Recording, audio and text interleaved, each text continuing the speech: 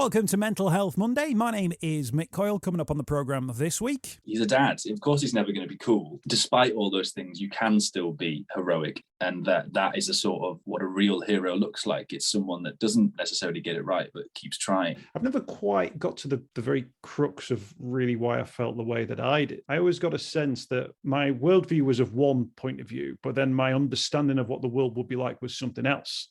And then I think what happened was that neither of those stood me in good stead at all for what the reality of everything was that came beyond that point. There were moments when he'd come over to me and be like, that was quite difficult to watch because obviously those parallels are there. And if nothing else, it reminds him of the conversations we've had and the life he's had with his sons. And I'll be reminding you how you can make connections with mental health organisations within your community. It's Mental Health Monday.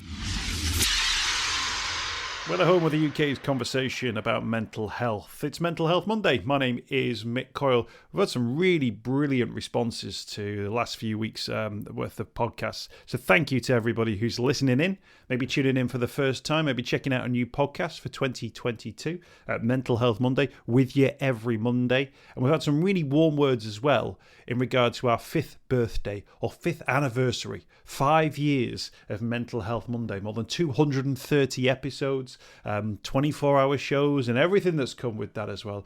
So many people have been in touch as well. Thank you to everybody for saying really nice things. Michael says, fantastic achievement, Mick. Keep flying the flag and keep us talking, with 2 hand-clapping emojis. I like that one, Michael. Thank you for that one. Also through Christian, who was one of our first guests on the programme. Thanks for having me on in the very early days, and thank you for carrying on this phenomenal work. Christian, thank you so much. Jonathan says, great work. Amazing job, Mick. Cheers, mate. Really appreciate that. What else have we got coming through as well? Can't believe it's 5 years already, says Louisa. Tell me about it. That's some achievement.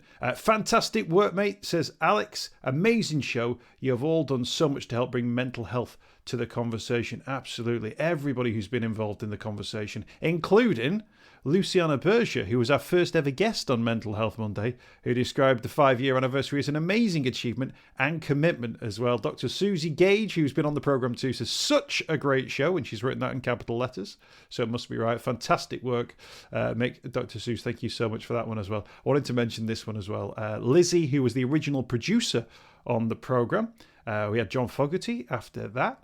Happy 5 years, Mick. Can't believe it's been so long. Remember that first episode like it was yesterday. You always wanted a legacy and you've created one. At 3 to 4 a.m. in the marathon, I couldn't see past minutes, never mind 5 years.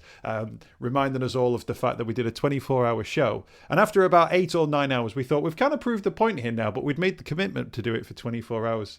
It was so difficult, those sort of early morning hours through the night, to really find our way through. We had guests up until about 4 a.m., 5 a.m. maybe, and there was just like a lull period between, say, 5 a.m. and 7 a.m. where it was really, really difficult. Dave, who was involved in the production on the day, messaged to say, incredible, Mick. He said, he will never, ever forget that day for all of us. It sticks in my mind around the 5 a.m. time. The 5 of us talking, just words. Apart from you getting us to a break, I couldn't tell you what any of us were saying. I wonder if the full 24 hours is still available to listen to somewhere. Maybe I'll try and track that down. But thank you for all your kind words about the programme. Really appreciate it.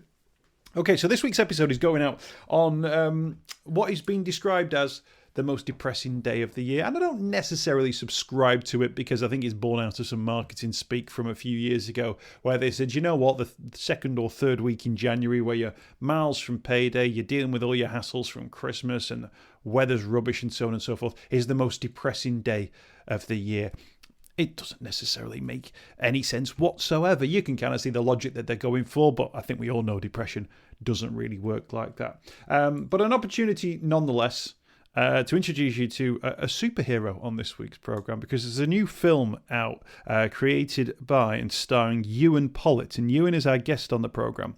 And he's got a new film starring Timothy Bentinck, who you may well know from a very famous radio drama, directed as well by Angus Imrie, who, if you've ever seen The Kid Who Would Be King, plays the role of Merlin. He's brilliant as well. He also features in the very same radio drama. And the film introduces a superhero, but it's a superhero with a difference. And it's based on the fact that actually we can all kind of be superheroes when it comes to making a difference to people's lives. In this particular case, it focuses on Ewan's character and conversations that he's able to have with his dad while out and about walking through the Lake District, while he's out rambling through the hills, and how those conversations, although they might be awkward to start with, can actually make a real connection and set people on a really positive path. That connection between family members or trusted friends, colleagues, loved ones, whoever it might be, that can really make a difference. So our superhero that we're going to discuss this week is Rambler Man.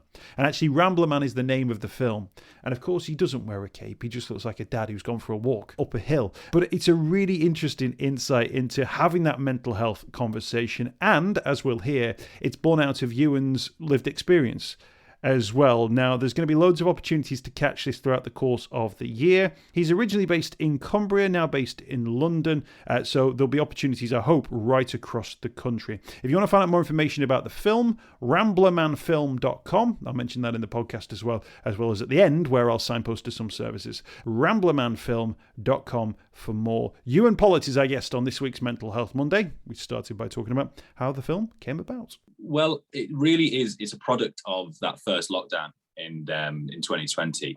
I'm from the Lake District originally, and so obviously it draws a lot from my life. But I don't think it's a coincidence that I wrote something about home and where I'm from in that 1 year I couldn't go back. I definitely think there's a connection there in terms of missing it or feeling, that attachment more strongly because I couldn't go back.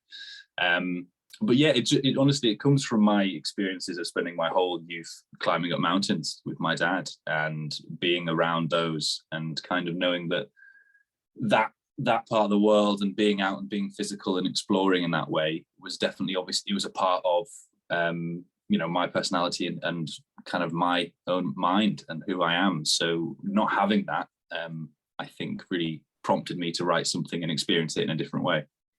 I think if anyone's got a rambling dad, and I certainly do, I have very fond memories of, because we're just an hour from the Lake District where I'm based, so we could get up and have those Saturday afternoon walks, and they were very much like a family occasion. It'd be one of his friends, other kids from other families would be there, and it'd be like almost like a social occasion.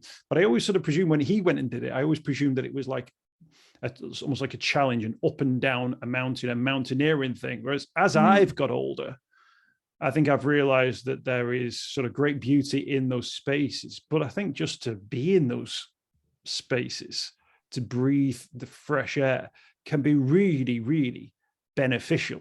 And I think you dismiss something your parents do as, oh, that's just something my dad does. And as soon as you find the reason that they're doing it, you start thinking, oh, what a great point he had.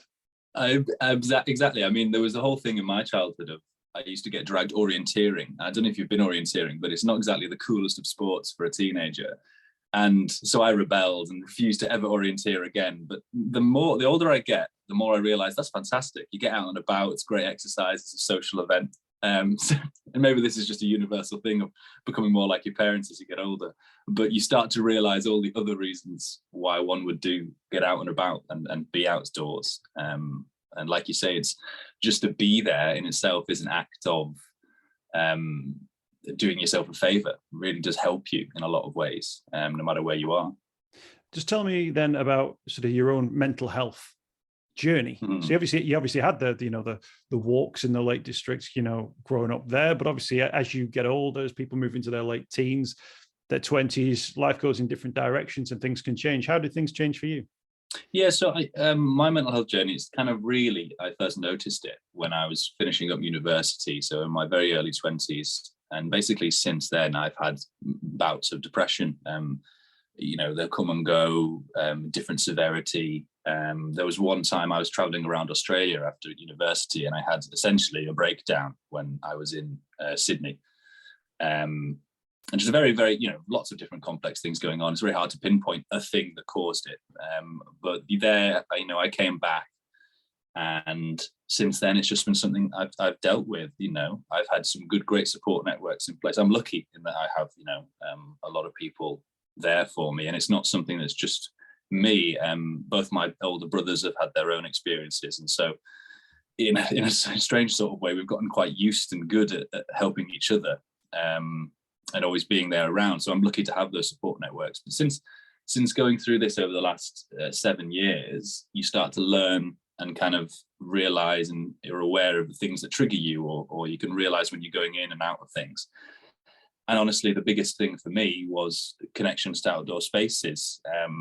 I've tried lots of different things, talking therapies and medications, and I think they all have their place, but each person's going to have their own set of things that help them. And for me, it's the outdoors, it's the physical activity, it's the connections I get when I am outdoors with my father and my brothers and things. And so that's just, I don't know what I would do without those things. So tell us, where's the connection then between having that experience and then actually being able to turn it into a film that people can actually go and see? So was that about the training that you had and the interest that you had in general life? Yeah, I think, I trained as an actor, and I'm moving slowly into the writing and producing kind of side of things. And I've kind of always had this in my mind of telling a story about, people often say like, well, write what you know. And I was like, well, I know the lakes, I know the mountains and stuff. I'd really want to tell a story there. And and similar with my, own mental health journey, I thought there's something there, there's something to be done. And so, yeah, during lockdown, when I couldn't go back, we spent a lot of time reminiscing about, what if we were there, we could go up that mountain and do this and do that, and talking about that. And just I sort of had the idea of, I'd like to tell a story of how that kind of superhero-esque thing, as a child could see their father as a superhero very, very easily, and how that would translate into a more like everyday adult act of heroism.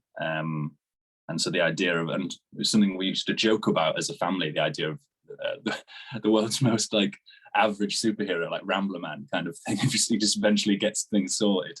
And so that kind of just turned into it. And it's obviously, the name started as a joke, but then it very quickly, as I was writing it, I was thinking, yeah, there is a sort of very, very sincere act of heroism in like going on walks, and a persistent and patient sort of love and support. And so that's how the film sort of came to be. I wrote the first draft in about 72 hours. Obviously, I spent about a month making it good. But the kind of initial concept and idea, it was one of those, I've got nothing else to do in lockdown, and kind of came onto the page. Now, when you are scripting something like that, of course, you were aware that you were looking to film on mountainsides, where so much of it would be about not what was being said, but what was being seen, and those unspoken things as well. So were you having to picture the styles that you would be stepping over and the views that you would be looking at when you were framing each of the conversations around the particular environments that you were framing them? Yeah, no, I mean, when I first thought of it, I honestly wanted to be able to people to watch this and understand it if it was no dialogue. When I was first writing it, I thought, and I can't remember, many people have said that you should be able to turn off the sound of a film and still be interested in it if it's any good. And so I thought, well, I want to be able to show this story and go for the dialogue. And there's odd bits of dialogue in there, but the real driving force is the story that is shown on screen in the film. And so, yeah, when I came to mind, when I wrote it and was thinking of these different scenes, it was a visual thing as much as it was, what's the story and all of that. And yeah, certain mountains came to mind, and certain styles and certain things I've experienced. And we went to those places in the film. So it was definitely a visual thing when making it. How do you approach in the film those moments where a conversation begins? You've got Rambler Man, the superhero who's there to, not save the day, but to a certain extent save the day. How do you begin to write that so it represents a true reflection about how somebody in a more vulnerable position might open up to somebody who has got more superhero qualities about them? I think, when I was writing it, there was a certain sense of, it's very difficult to sit someone in a room and go, right, we're going to talk about this. That is very hard to do. People are very reluctant to do it, and it often doesn't really work because it's a pressurized situation. And so the whole act of going on these walks in the film, the whole act of being there like that, is to take the pressure off, is to do something else. It's to catalyze a sort of slow coming together.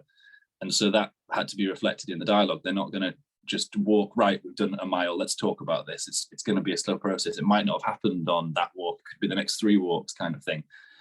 And so there was a certain sense of it had to be a sort of natural natural opportunity for the conversation to arise. It sort of had to be an organic coming together. It happened to happen on that particular walk, and that's the walk that the film shows. So there's a patience in the dialogue, I suppose. You've got to have that. There was we had a guest on the program at the back end of last year who'd written a short film about their mental health experience. They actually had the full conversation, the transcriptions of their therapy sessions that they could directly take phrases from, or which I thought was obviously a great resource because it's very real, and they were representing that moment as well. You mentioned the short writing time that you spent on it in the first draft. Was that easy to put onto page, that first maybe expression of despair, depression, those first moments? Did that come easy to write down, or did you look at it, read it once and think, no, I've not got it there? Or was there a moment where you thought, oh, that's the thing, that's the moment, that's the in that makes this conversation real? I think it was a sort of an in and out kind of thing, in that when I first made the whole script as a thing, there was so little said, and then you think, right, well, am I doing this justice? And so I added more dialogue, and there was kind of more frank lines and things like that. And then you kind of think maybe that wouldn't be said, and you start to think more about the visual medium. So it sort of went in, and it was quite hard to put a lot of this stuff in, kind of dealing with that father-son dynamic and the semi-autobiographical nature of it, and writing things, because these aren't easy conversations. And then as you're writing it, and it's quite difficult, and testament to the person who put those transcriptions of therapy, because those aren't easy conversations to write that. And then you kind of go, well, people naturally keep these conversations to a minimum, I think, because they're hard. You just want to get across, and a lot of this is so much what isn't said. It's body language, everything, which through film you can show. So a lot of that then turned into directions rather than actual dialogue. Instead of just saying, it's seen on screen and each character knows what's happening. So it sort of kind of went in to show the story, and then kind of got reduced down to its kind of most human kind of actual form. Yeah. Did you feel any pressure around creating, in particular in this case, the father figure played by Timothy Benting, that you create the Rambler Man, as in this is the hero of the piece, that you've it's not about making them infallible, but by almost putting them in that sort of superhero position, you've got to, I guess, create a character that audiences relate to. But I think also the audiences will want to be inspired by. What was it about him? What did he say? How did he open up that conversation? How could he be that person without saying absolutely the wrong thing, making a complete hash of it, making a fool of himself, and then the son turns away and goes, "Oh, I wish I'd never brought this up now." Well, I think that's the truth of it. There is no perfect those superheroes like that are fictitious. They're not. There is no Superman that gets everything right every time, and that's kind of part of the point in this kind of persistent, ongoing. I think it's personally more heroic to be there for someone over 3 years, getting it wrong and wrong and wrong, and then right and wrong and wrong and right and wrong and wrong and right, then just turn up one day, Bob's your uncle, everything's done. I think that's far more heroic, to be there constantly and being willing to risk those awkward conversations and making things worse or saying the wrong thing. And I think in the film it's quite apparent that he is no expert, but he does the thing that he does know, which is walking and talking, and that's where he excels, and that's where he manages to save the day, so to speak. So I think it was about making him fallible and a bit awkward, and a dad. He's a dad. Of course, he's never going to be cool, in that sort of way. And so that was kind of a big part of it, and showing that despite all those things, you can still be heroic in that way. And that is a sort of what a real hero looks like. It's someone that doesn't necessarily get it right, but keeps trying, and eventually, saves the day. Has your dad seen the film, or does he recognize the representation? Oh, absolutely. He found it. He's flipped between feeling awkward about it, finding it hilarious, and being incredibly proud any given day. And he was involved in the film. He helped us make it. He was our mountain guide, along with well, my father, Chris, and another person called Chris were our two kind of mountain guides, which was very confusing.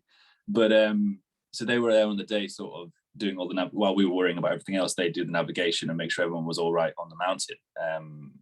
And so they were there. So he was there, especially in some of the emotional scenes. And there were moments when he'd come over to me and be like, that was quite difficult to watch, because obviously those parallels are there.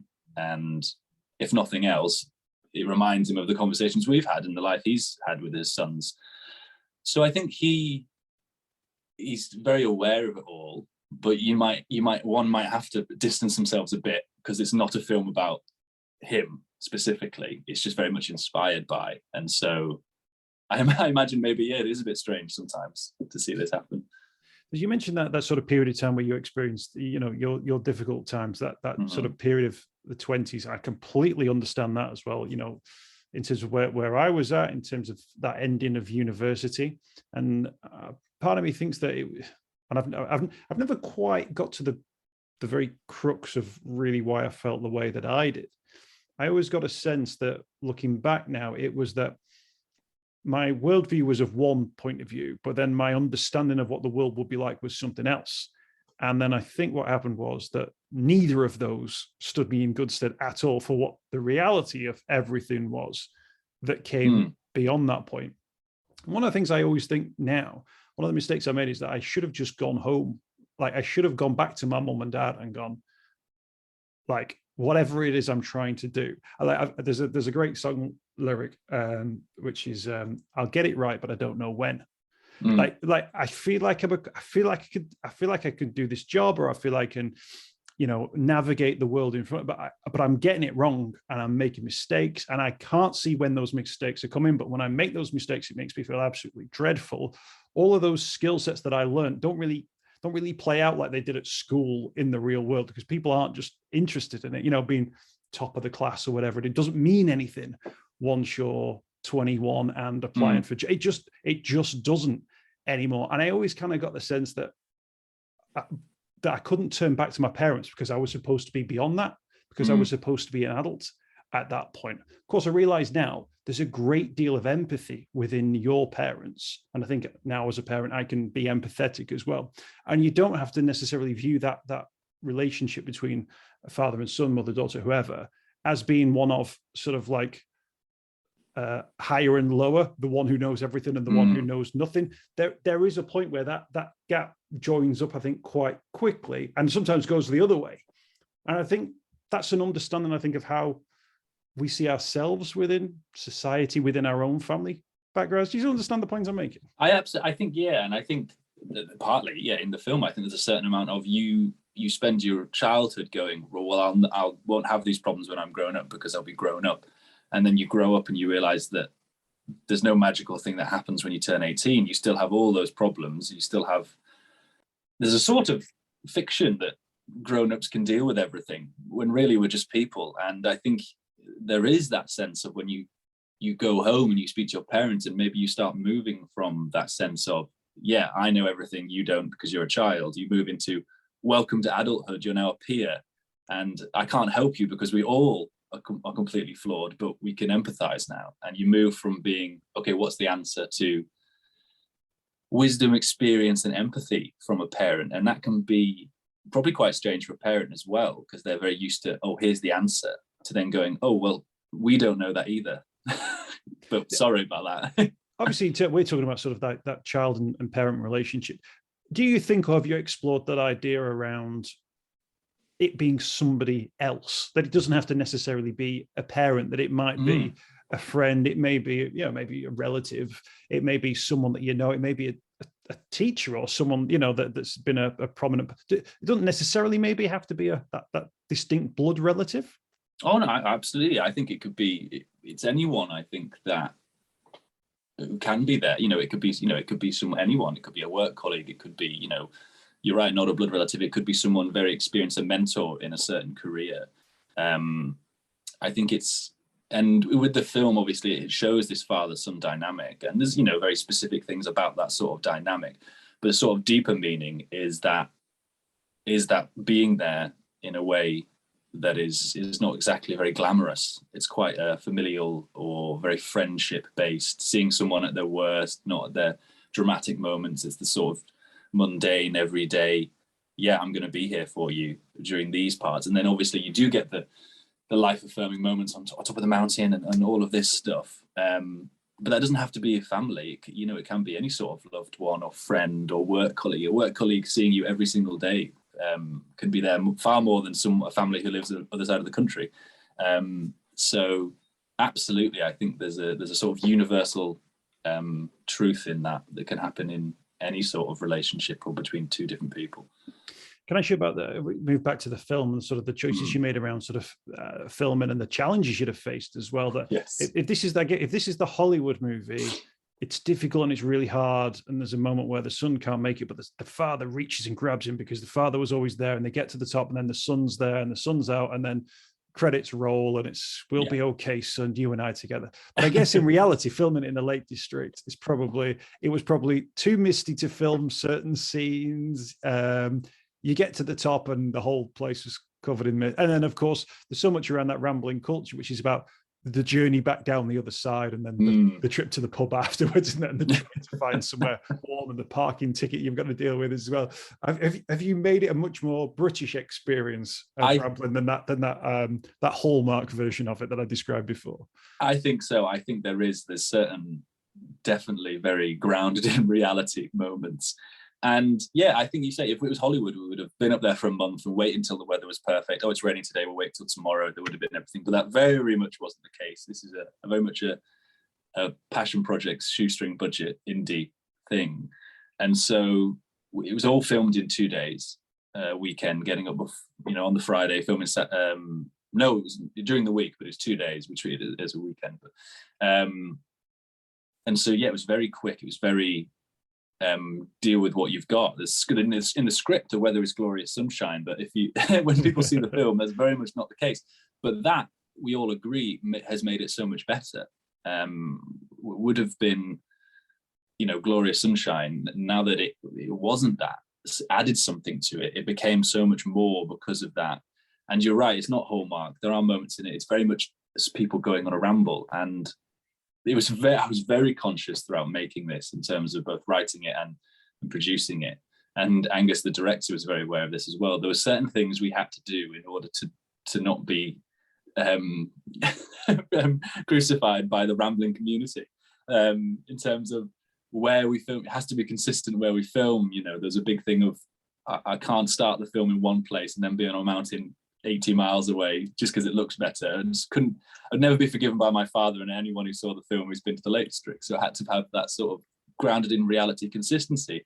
And I think if we changed all of that, if we'd tried to make it Hollywood or perfect, it wouldn't have been true to the message of the film, which is this sort of really realistic everyday heroism. And that's going to involve some boring parts of life. But I mean, in the film, we see this wonderful walk, but they get ready for the walk and they're there for it and they do the walk and stuff. And normally, yeah, you'd skip right to the top of the mountain, but that's not the whole journey, because it is a journey. The film is what makes it so meaningful. And so there's a very, I think, touching realism about the film. We talk about the Lake District as a place. There's quite a lot of talk at the moment around like tourists ruining it, paths getting too wide on mountains. That it's a tourist attraction, which I can understand those arguments. But at the same time, I'm thinking that's great if fewer people go, fine, because that means I can go and there are less people and it's easier to find a parking space. And so, but at the same time, if everybody had a weekend every couple of months in a place like that, I think their outlook on life would be like, I don't know. I have this thing where I drive away from Lake Windermere as you go up and you can't see the lake anymore. But like at that moment, there's a little moment of sadness that I'm leaving it behind, in the same way that when I'm coming in the morning and I see the lake for the first time, my heart does something with and I don't necessarily know what it is. It's not leaping like I've, I'm seeing, my first girlfriend or something like that, and I'm 15 years of age, but it's doing something where it's taking me to a place. And I'm seeing green, and I'm seeing water, and I'm sometimes seeing rain, and I'm seeing other like-minded people, and I'm heading up on a mountain, but it's really actually quite difficult, and the terrain's terrible, and I've got a bit of a leak in my boot. So I shouldn't necessarily be feeling fantastic. But at the same time, I'm thinking there's nowhere else I'd rather be. I think there's a certain amount of you're in awe of these things, and there's no worry about this. There's no way to get the Lake Districts wrong. You can just go and you enjoy it, and you're part of something much bigger than yourself, and there's no pressure. It's just I could sit here all day and enjoy it. I could walk up this, I could do that. And I think there's a certain, there's also almost like a cathedral-like quality when you're at the bottom of a valley and you're looking up around this stuff. And it's food for the soul. And for me personally, to go back and just be part of something really grand and wonderful there. And yeah, I think absolutely everyone does have the right. It's a national park. Everyone has the right to enjoy it. There's debates to be had over how to responsibly enjoy it and how to make everyone enjoying it more sustainable. There's too many cars in the Lake District. Okay, well, how do we improve the infrastructure so people don't need cars there? Bus times, train time, all that stuff. And then in terms of numbers and things like that, but you can't. I think it'd be a very wrong idea to say, it's definitely not certain people that can come here and certain people can't, or this time of year and stuff. Everyone has the right to enjoy these outdoor spaces, and it doesn't have to be the Lake District. I think it's a beautiful place that everyone wants to go to. But there are also wonderful places all over the country that, people can go to. I think there is something everyone should explore in terms of their mental health in going to a place like this. And I think the Lakes has that wonderful quality of it looks amazing, but it's very accessible, relatively speaking. Obviously there's things to be done about access needs for people with different access needs in the Lake District. But, going to the Alps and going up into the Alps is very different to going to Windermere for the day. And you can go up and down and be within a pub within an hour from basically anywhere in the Lake District. And so I think it balances between those two things of it being wild enough to really get the most out of it, but then also you can get there in a day and enjoy yourself and come back. And that's the gift it gives to everyone, is that everyone can go to the lakes and enjoy yourself there. And I think people who see the film will go, oh, we could do that. People won't be intimidated by this. There are some fantastic films where you see people, they climb K2 and you're like, yes, that would probably really help you out. But I can't do that on my weekend. To be honest, whenever those films start, and they're always called the towering abyss, or I always think, is someone going to die? I don't think I can enjoy this. If I know someone at some point is going to fall off this cliff, I'm not really going to enjoy it. Can I ask you, this isn't about a sequel as such, but like when people say, oh, we could do that, are the themes within it almost transferable, that it could be, mother and daughter, going to a football match, or, do you think there's something in that people will actually go, well, okay, fine, well, I'm not necessarily going to go and climb a mountain, but the things that are within this about mental health and about taking your mind to somewhere else and having that conversation might actually be, something that's, seaside related, or something within an urban environment? Absolutely. I think there is a real thing to be taken there of one journey and one experience something with someone else. I think that is a thing that anyone can take. You could go for a drive with someone, you could walk around the park with someone, and it's more showing how there are other ways to connect with someone, and you can take the pressure off. You can go do something with someone, and you may not even have to say anything, but that act in itself is something. There was one of the producers, Kat White, who was on the podcast previously with her film 54 Days. Sure. She explores swimming, and that as a physical activity with and that and doing something with in her film with someone eventually. So there is something to be taken there that doesn't really involve mountains, doesn't have to be father and son, it doesn't have to be in an extravagant place, but you can take being there for someone and going doing something with someone in any situation, any country, any place. I do think, yeah. I always think, I think as well in terms of that, and I think of the people that I grew up with, that they might see something like this and actually think there's somebody I'm meaning to have a conversation with, or maybe there's somebody who I think may have, maybe something to say. Let's go and do something. Let's go and plan a walk. where we can get out into that environment. And those conversations, for anyone who's done any walking will know, those conversations just sort of ebb and flow and come and go. And I think that's one of those things where if we can get into that mindset whereby this isn't just about, can we get to the top, take a photo and put it on Instagram? This is about that journey. And actually, while we're doing this, we can have a really great conversation about the grief issue that they're dealing with, or, you know, the reason they've not been showing up on, you know, WhatsApp messages, those sorts of things as well, that people can be inspired to think, I can create a safe environment that I can have a conversation that's not going to become, you know, this clinical emergency, but actually is sort of an empathetic environment where a conversation can take place that is progressive and proactive, but doesn't have to be a be all and end all conversation about capital M, capital H mental health. Oh, absolutely. I think like you say, it's about a safe, productive place, but there is no be all end all. It has to happen. And I think that's because if one goes for a walk up a mountain, one is going for a walk up a mountain, and you may make an incredibly conducive environment to have a chat. But if you don't have a chat, that wasn't actually what you set out to do. You set out to do something. And so even if you don't talk, you still get that sense of achievement. You get the physical activity and great endorphins. And, you know, you spend time with someone else, all things that will help our mental health. And then also you might have a chat, which will also help our mental health. But like you say, the pressure is off there. It can be a very safe, emotional environment to test the water, to explore, and it could be something quite preventative. You might go, well, I'm going to go for my walk this month. I'm feeling fine, but I know I should go for my walk this month. It's a great place to bring lots of different things together in a very low pressure environment, I think. So there's loads of different facets to it. Yeah.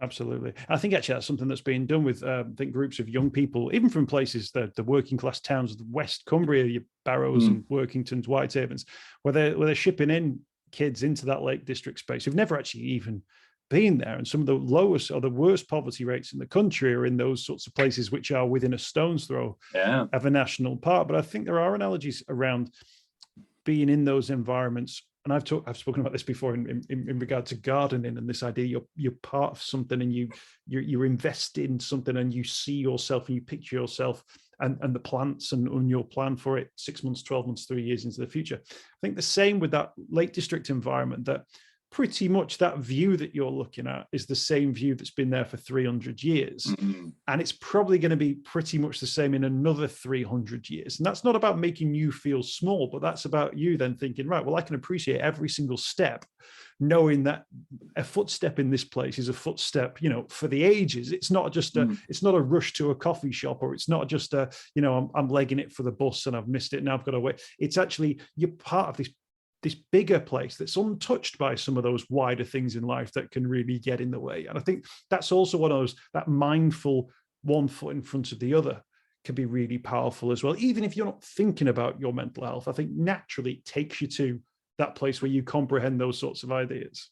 I think it can take you away from the very fast-paced, Instagram-y, achievement thing and very personal worldview. It can put you in a very different environment where, you're connected to something much greater. You can look at the history, you read some Wordsworth and then go look at the same daffodils he saw, do you know what I mean, kind of thing. So you're right, it can take you away from physically, away from whatever pressures are on you, but then also mentally, it can give you something very different to sink your teeth into, one foot in front of the other, go and experience something else. I think it's very much a different environment, both kind of metaphorically and physically and emotionally. Yeah. You mentioned Kat White before. Great guest on the podcast from a previous episode, still available, by the way. I think I'm right in saying that her film starred Celia Imrie, and I think I'm right in saying Celia's son is Angus Imrie, who was your director as well. Yeah. So Angus is what a brilliant soul Angus is. He came on board. I was talking to Kat about producing, and Angus came across the script. He read it. We reached some mutual friends and everything, and he read the script. He's like, I'd love to direct it. He hadn't directed for screen before. I was like, you're fantastic, brilliant, and that connection happened, and it was very serendipitous and it was fantastic. And he had so many wonderful ideas about it and the visuals. And then obviously he's what led us to Timothy as Rambler Man, because they're both in the Archers. So they play father and son in the Archers and have done for I think a few years now. And when me and Angus were talking about who could we get to play Rambler Man, some people talked with my father actually playing him, and he very much refused. He's not an actor, he didn't want to do it. And so we were thinking of actors, and he thought of the idea of Timothy, and that kind of, and there was something lovely about Angus, and you were saying before about that kind of swapping of father, adult and child. Someone who plays his son in the Archers is now directing him on screen, and that working relationship was obviously very, very useful. But there was a sort of, I think, intrinsic. We all appreciated how important that kind of relationship is. That sort of father figure and son environment. And Timothy Bentinck, by the way, looks like like Rambler, doesn't he? Yeah, like, in absolutely. terms of like how he wears like his waterproofs. Like, did he just go, "No, it's all right, I've got all the gear already"? Like, well, no, I mean, he's no stranger to walking in the outdoors himself. But no, our entire costume department comes from my father's wardrobe. That was a big save. We saved a lot of money. He's been buying coats for about 20 years. And they're expensive, those outdoor coats as well. They are. So he kitted us all out. So that's the thing. I think the reason it looks so good is because it's all real worn gear. The gear I was using is my gear, and luckily Tim and my father are similar builds, so we were able to make that work. And Timothy, I think he found it very useful that my father was there as well, because it's kind of walking inspiration, and as an actor to have someone there that you can draw from, ask questions to. He was very curious during the whole process, which I think was just lovely in terms of learning and bringing out that performance, which is it's a beautiful, there's no other way to describe it, a beautiful performance from Timothy in this. And yeah, so that was there's so many little serendipitous kind of comings together to make it happen. And yeah. Good stuff. Ramblermanfilm.com is the website where people can go and find out more information. That's ramblermanfilm.com. Just tell us about what your intentions are now in terms of getting this up on some screens. Of course, for anyone who knows the Lake District, Ambleside has got a couple of nice little there's the Alhambra in Keswick as well. There's a few lovely places. Oh, that's true. Yeah, they're the audiences who will tut and walk out if that gate doesn't actually lead into that field. Exactly. They'll go. I'm looking for a more authentic film. I've had sleepless nights over for making sure it all matches the map. But no, yes. So it's in the final stages of post-production now. The film, we're going to be visiting festivals throughout 2022. We're currently nailing down a place that the premiere is going to happen. And so I'd recommend everyone follow us on our socials, and they can watch the trailer. They can know more about the film and also the charities we've supported. So we've supported two fantastic charities, Mind Over Mountains and Carlisle Eden Mind. And they can see when it'll be visiting festivals, and then when eventually, I think later in 2022, when we'll have it up and everyone can see it. Brilliant stuff. Ewan Pollitt, thank you so much for your time. Really appreciate joining us on Mental Health Monday. All the best with the film. Ramblermanfilm.com is the website. Thanks for having me. Cheers. I hope you've enjoyed this week's podcast. Thanks for checking out Mental Health Monday. My name is Mick Coyle. You can find me on Twitter at Mr. Mick Coyle. You can also find me, Mick Coyle, on Facebook as well. Don't forget, if you want to speak to somebody about your mental health, you can do so. The Samaritans, free to call on 116 123. You can find mental health services where you are. Just look for the Hub of Hope. Type in your postcode. It'll find those mental health services close to you. And for support in a crisis, you can text SHOUT to 85258. That's if you're experiencing a personal crisis, you're unable to cope and need support. Shout to 85258. That's a text line. Do get involved in those services. In an absolute emergency, always remember the number to call is 999. Thanks for downloading the podcast this week. We'll be back next week with more Mental Health Monday.